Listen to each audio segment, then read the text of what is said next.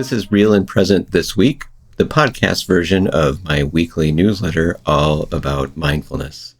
So I've decided to create a podcast version of my weekly newsletter. The podcast will be a little bit longer than the newsletter.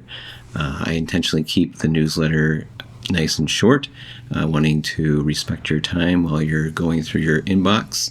But if you're listening to this, probably you are driving somewhere or on a walk or otherwise in a place where you have a little bit more time to think a little bit more broadly about some of the topics that come up in the newsletter. As I said in the newsletter this week, the events on the world stage have been on my mind, as they have been on the minds of many people. I'm thinking specifically about violence in the Middle East, but the media has a short attention span, and while these horrible events have been unfolding in the Middle East, of course, violent conflicts have continued to rage on in other parts of the world, including Ethiopia, Sudan, Myanmar, elsewhere. And of course, closer to home, there are plenty of examples of conflict and violence that are disturbing.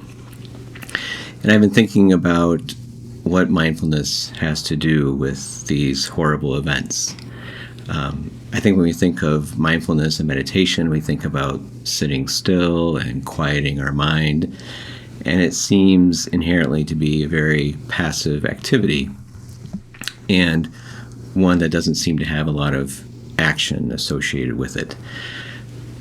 So, how does meditation become relevant with respect to injustice in the world, violence, conflict? Well, I think that what happens when we meditate actually has tremendous relevance to what is occurring in the world today. I often say that meditation is a dress rehearsal for the rest of the day.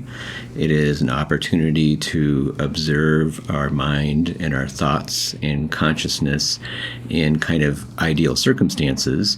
But then what we observe and learn, we then can take out into the world.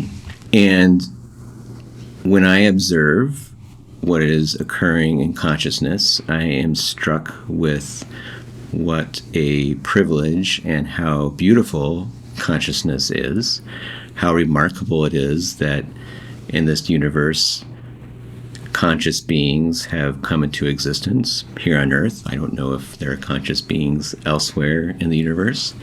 I suspect we will never know. But it is an extraordinary occurrence, in my opinion. And the more I continue to observe and appreciate consciousness as I experience it, the more I value consciousness that is inherent in other conscious beings and other people. And I think that inevitably leads to both honoring and treasuring other people as loci of consciousness, and also compassion for other people, knowing the burdens of the egoic self that they are operating under.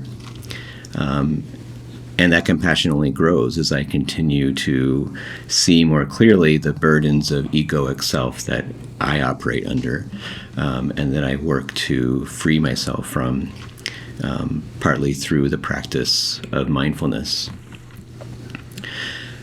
So when we get up from meditating, I think we are then primed to respond to others with gratitude and with compassion. So in that way, as I say in the newsletter, mindfulness is kind of a third way. It is a path between passivity and outrage. Being angry on its own is not in any way of service to humanity, but being completely passive is not of any service to humanity either.